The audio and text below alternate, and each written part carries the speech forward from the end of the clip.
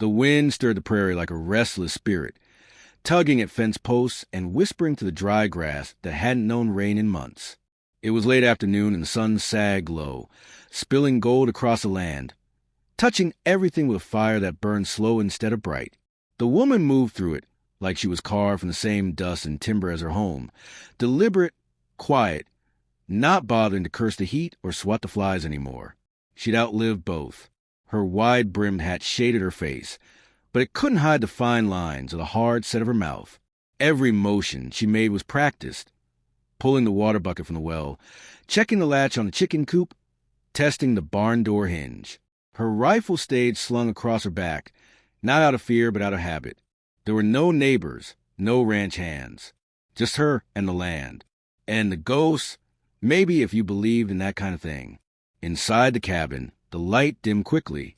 She lit a lantern even though she didn't need to yet. A trick, maybe, to make the place feel warmer than it was. A stew bubbled over low flame, thick with beans and dried rabbit meat. She set only one bowl. She didn't talk to herself. She'd passed that threshold years ago and come back. Talking only gave the silence something to answer with. The sound came just before dusk. Low, distant thunder. But there were no clouds. She stepped onto the porch, hand resting on the rifle's stock. The wind had stilled. That kind of quiet didn't come for free. Hoofbeats. 7 of them, she counted. The dust plume crested the southern ridge like a rising storm. Horses, big and heavy with travel, and riders, tall, strong, painted by the fading sun. Comanche, her mouth thinned. The last time she'd seen Comanche riders this close, her husband had still been breathing. They didn't come fast. That made it worse. Men who on a raid don't move like that. These ones came like they carried weight, not weapons. She stood her ground at the edge of the porch, rifle in her hands now, not aimed, yet. The lead rider raised a hand, a peace gesture. She didn't return it. When they were close enough to see their faces, smeared with travel, not war paint, she saw the youngest among them nudge his horse forward. He was broad-shouldered, with braids down his back, and a scar running like a river from his cheek to his neck. "We don't want harm," he said. His English was rough but solid, just shelter. "One night, one of ours, he is sick." She didn't answer. Let the wind do the talking for a while. The one he motioned toward slumped in the saddle, barely upright. His skin was fever-shiny. The others stayed mounted, watching her without moving a muscle. She didn't lower the rifle, but she stepped aside. "The barn," she said. "Water pump out back. Keep your horses off the well." He gave a nod, solemn. "No thanks." Just a small flicker of relief in his dark eyes. They moved with silent precision. Horses dismounted, one by one. The sick one was helped down gently. She watched them all, each step catalogued and measured. She noted who limped, who carried hidden knives, who looked at her like she was something other than dirt and danger. She followed them with her eyes until the barn doors closed behind them. Then she went inside and locked her door, not out of fear, but because she always did. Dinner went cold. She ate anyway. Later, the knock came. Just once. Not loud. She opened the door slow. It was him again, the one who spoke. He held out a small pouch of herbs in one hand. "Medicine," he said, "for the fever. We boiled some. Not enough." She took it without touching his hand. Her eyes met his only briefly, but it was enough. He'd seen death before. And mercy. Maybe both at once. "I'll bring broth," she said. He didn't nod this time, just walked back into the dark, swallowed by the barn shadows. She carried the pot out with one gloved hand, rifle across her back again. Inside the barn, the air smelled of sweat and earth and sick. The sick man lay curled on a saddle blanket, his face a trembling pale mask. The others watched her, not with suspicion, but a kind of tense stillness, like they expected the roof to collapse any second. She handed the broth to the youngest warrior, and he knelt to spoon it slowly into the fevered man's mouth. The sick one didn't open his eyes, but his throat moved. "He your brother?" she asked. He shook his head. "We are not blood, but we ride the same." Her gaze lingered on that. Something unspoken hung in the air, heavier than the heat. Blood wasn't the only bond. "You have a name?" he asked, looking up. She paused. Then, "No one out here to call it." A hint of a smile goes across his face, tired but not mocking. "Then we'll call you Strong Woman." Her brow lifted. "I didn't give you permission to call me anything." "Didn't ask." Silence settled between them again, thick and complex. She turned to leave, but something in her chest tugged. Too soft to be a warning, too sharp to be comfort. "Don't let your sick one die in the night," she said. "Dead men draw coyotes." He gave a slight nod. "We will keep him close." The barn door creaked shut behind her. Stars were blooming in the sky now, scattered like distant campfires. She looked up at them, then toward the barn, where lantern light flickered like a heartbeat behind the cracks in the wood. She didn't like guests, didn't like debts. But something in her bones, old, aching bones, told her this night wasn't just chance. The prairie didn't allow coincidence, only crossroads. She stepped back into her cabin, set the rifle by the door, and let the silence return. But it didn't feel like it used to. It wasn't empty anymore. The morning crept in slow, gray, and breathless. The woman woke to the sound of hooves shifting in dry soil and the creak of the barn doors settling against the breeze. She didn't rise quickly. Years of silence had taught her to measure each movement like a prayer. The kettle sang low on the stovetop, and she poured the water over coffee grounds without looking down, her eyes fixed through the dusty window at the barn across the yard. She didn't know if the sick man had survived the night, but something in her gut said yes. Comanche were warriors. They knew how to hold life down with both hands and refused to let it go. By the time she stepped onto the porch, the youngest warrior, he of the scar and quiet eyes, was already waiting. He stood beside the porch like he'd been carved from a fence post. Not asking, not intruding. Just there. "His fever broke," he said, voice lower than yesterday. "But he's weak. Needs meat. Salt." She studied him a long moment before answering. "Got jerky. No salt to spare. I'll hunt." He looked toward the ridge, then back to her, waiting for permission, or perhaps just acknowledgement. She gave a small tilt of her head. He walked off without another word, bow slung across his back, barefoot, as if he didn't feel the rocks. She watched until he vanished behind the low hills. Then she went back inside and fetched the jerky, took it to the barn herself. The man who'd been sick lay propped against the wall, sunken eyes half-lidded. Another warrior, older, with deep lines like tree bark carved into his face, nodded once as she entered. She didn't speak, just knelt and passed the food. Hands met briefly in the exchange, dry, calloused, cautious. The barn smelled of sweat, hay, and smoke now. The other men sat in silence, sharpening knives, cleaning gear, tending to their horses with reverence. They moved like a single body, connected without words. One of them, the boy, barely 16 by the look of him, watched her with open curiosity. Pale skin, sunburned red across his cheeks, and dark hair cropped close to his scalp. He didn't fit among them, not quite. She could see the edges of it, the way his shoulders slumped, like he was always waiting to be sent away. "White mother?" she asked. He nodded. "She died before winter." His voice was soft, clipped. He said, "No more." The older warrior looked up then, his voice rough like gravel. "He belongs with us." She didn't argue.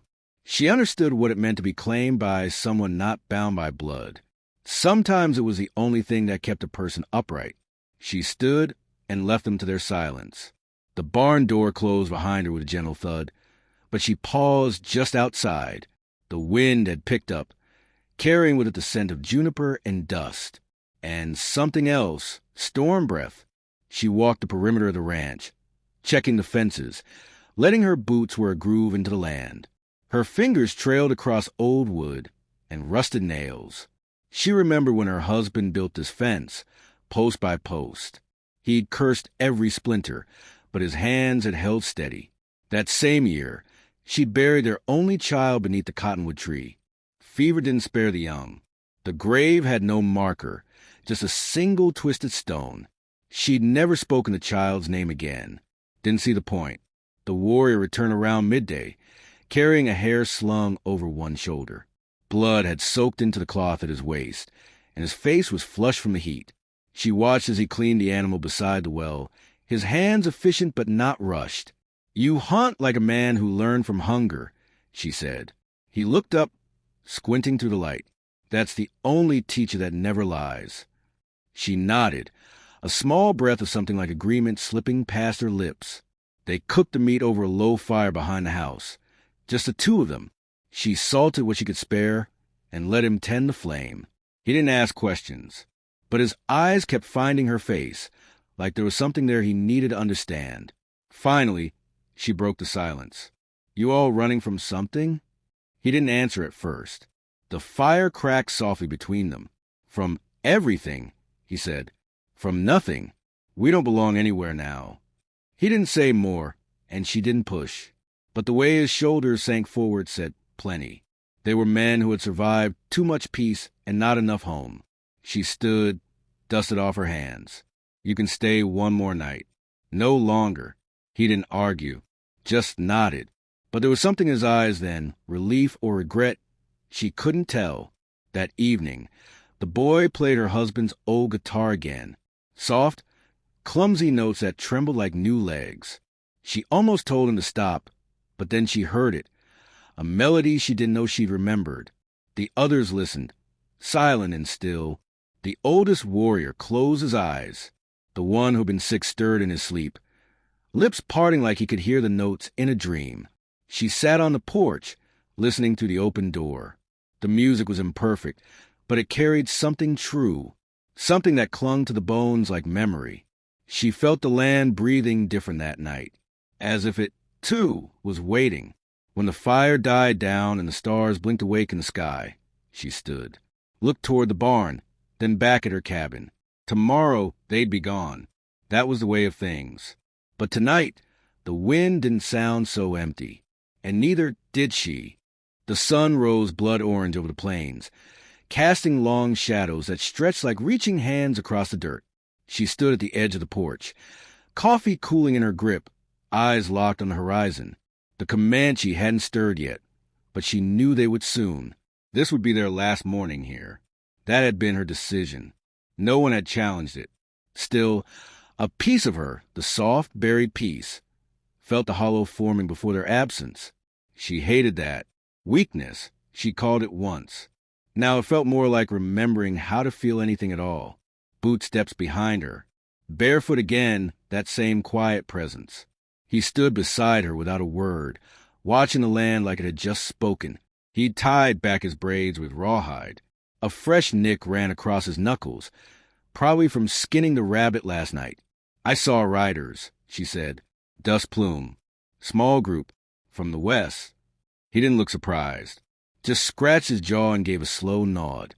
"We were followed," he said. "Didn't mean to bring it here." Her eyes narrowed. "What kind of trouble?" He hesitated. A breath, deep and full of weight. "One of ours, blood of our enemy. He shot a traitor 2 towns over.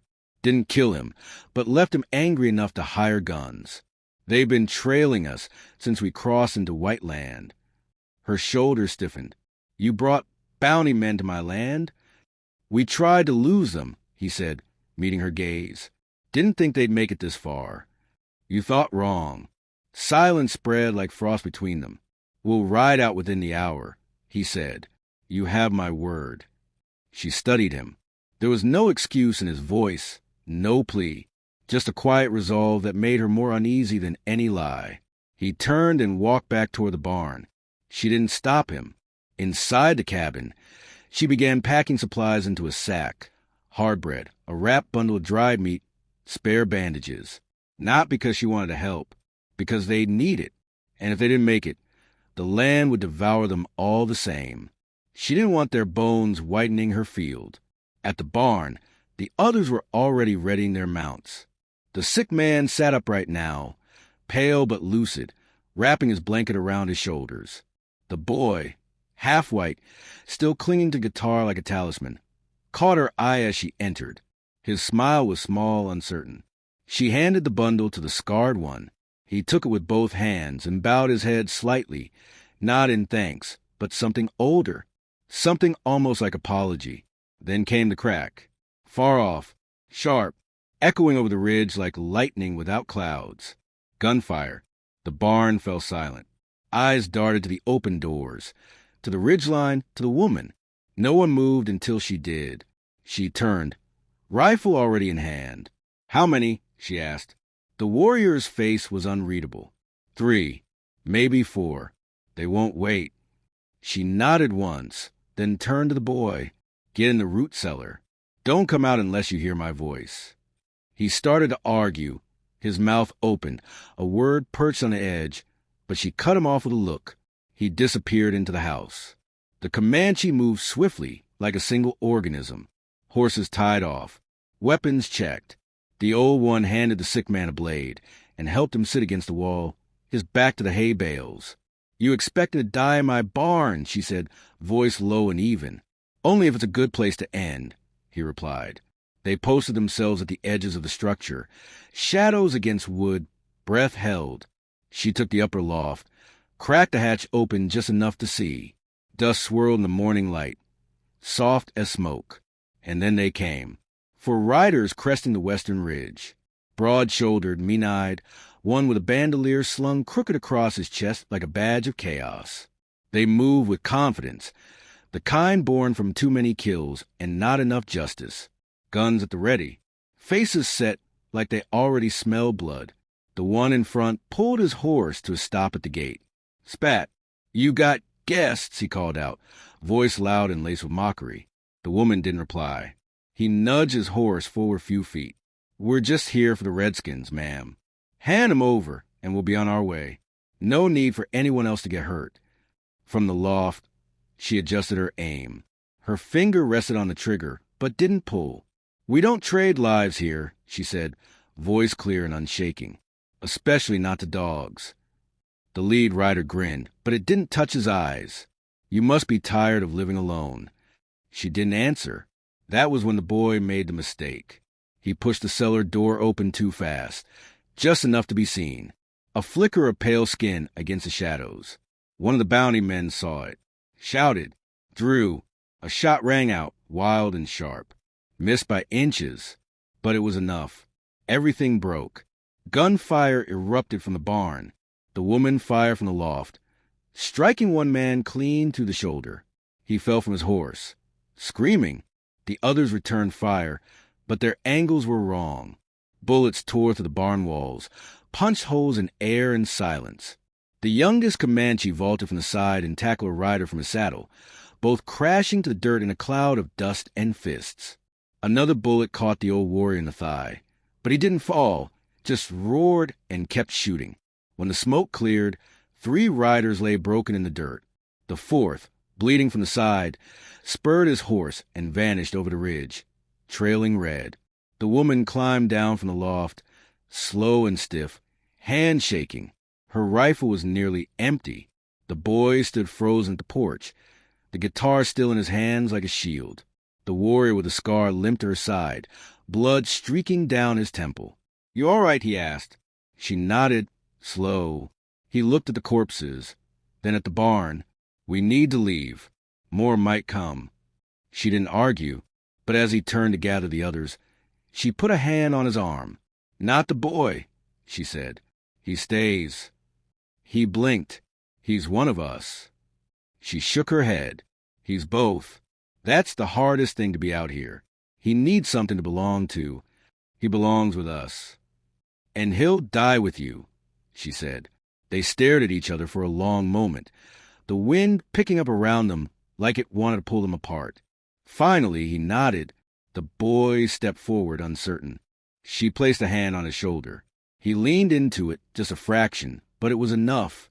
The warriors mounted their horses. No words this time, just looks, the kind you carry long after parting. As they rode off, the woman watched until they were no more than silhouettes in the rising sun. She turned to the boy. He looked up at her with questions in his eyes and no voice to shape them yet. "Help me patch the barn," she said, and he followed. The days that followed unraveled like rope, frayed but holding. She patched bullet holes in the barn with scraps of cedar. The boy held the nails for her, clumsy fingers stained with dirt and something deeper, something like grief or guilt. He hadn't said much since the shootout. Didn't need to. Silence was a language they both spoke now. She noticed the way he moved, lighter than before, but always looking over his shoulder. The war in him hadn't ended. It had just gone quiet. She understood that, too. At night, he played the guitar on the porch, only 1 or 2 notes at a time, like he was testing whether the land would allow music again. It always did. The plains had long memories, but they weren't cruel. She kept the rifle loaded. No one came the first week. Then, on the 8th day, hoof prints appeared down by the river bend. Not fresh, but not old either. She followed them for a mile, hand on the grip of her revolver, until they vanished into the rocky bluff like ghosts. The boy was waiting on the porch when she got back. He stood up too fast when he saw her, like he thought maybe she wouldn't return. "You're not leaving, are you?" he asked. She stopped, dust falling from her boots like ash. No. That night, thunder rolled in from the north. Real thunder this time, not hoofbeats. Rain followed, slow, soft, almost shy. It tapped on the tin roof like fingers at the door.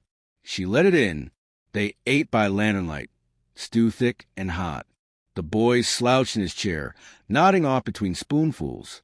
She watched him for a long moment, the flicker of the flame dancing across his brow, softening the sharpness in his young face. He looked less like a shadow now, more like someone still deciding who to be. She let him sleep in the big room that night, her husband's room. She hadn't opened it in years. When the sun came back, it came blazing. They worked side by side, fencing the southern pasture. He learned fast, hands blistered but steady. She rarely spoke, but when she did, he listened like the words were worth more than gold. Sometimes they paused to drink from the canteen, and the wind would blow just right, carrying prairie grass, sage, and old smoke. He asked about the scar on her arm once. She told him the truth. A man tried to take what wasn't his. "Did you kill him?"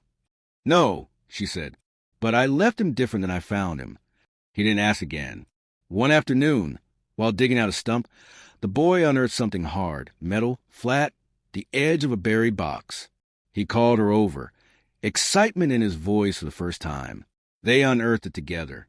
An old army lockbox, rusted at the hinges. Inside, papers yellowed by time, a pocket watch, a revolver with ivory grips, and a letter folded tight. She read it alone by lantern light. Her husband's handwriting, sharp, steady. The letter wasn't addressed to her, but it spoke of her, of plans never told, regrets never spoken. He'd hidden things, money, names, warnings, the truth of who he once was, and what he had fled. She folded the letter and didn't cry. Some truths change nothing. Some change everything. The next morning, the boy found her on the porch, the box beside her, open to the sun. "What are you going to do?" he asked. She looked at him, eyes not soft, not hard, just clear. "I'm going to stop hiding." He didn't ask what that meant. They rode out before noon, her horse taller, his faster. She took him to town, 2 days east, where the land bent into valleys and the dirt ran red. She hadn't been in years, not since the funeral. The townsfolk stared, like ghosts watching ghosts. A woman alone, a Comanche-blooded boy beside her. But no one said a thing. She bought nails, flour, a second rifle. She bought him boots that fit. He followed her out of the store with a look like the sky had opened above him. That night, they camped beneath a half moon. Coyotes sang in the distance. She cleaned her husband's revolver by firelight, while the boy sketched a hawk in the dirt with a stick. He looked up once. "You think they'll come back?" She didn't have to ask who he meant. They might. And if they do? She met his eyes, steady. "Then we remind them who we are." The fire crackled. "You're not like I thought you'd be," he said. "How's that?" "Hard, but not mean." She chuckled low. "Give it time." They returned to the ranch before sunrise. The land felt different now. Not safer, not kinder, just more alive. She hung the revolver above the door, next to the worn horseshoe her husband once nailed there. The boy carved a small wooden hawk and set it on the windowsill. The guitar stayed in the corner of the porch. Each evening, he played a little louder. One day, she found him writing in a ledger, names, dates, stories. He didn't stop when she entered the room, just looked up and said, "We ought to remember things." She nodded. "We oughta." Weeks passed, then months. No riders came. No more gunshots. Just wind, crops, and long days under a punishing sun. But she didn't flinch any more when thunder rolled, and the boy didn't check the horizon for shadows every morning. They weren't a family, not by blood, but roots had begun to settle. Not deep, not yet, but real. One morning, she caught him watching her across the yard. He had that same old question in his eyes, the one that never needed words. She raised a hand. He raised one back. And in the middle of nowhere, they kept building something neither of them had known how to name, something strong enough to stay, something brave enough to begin.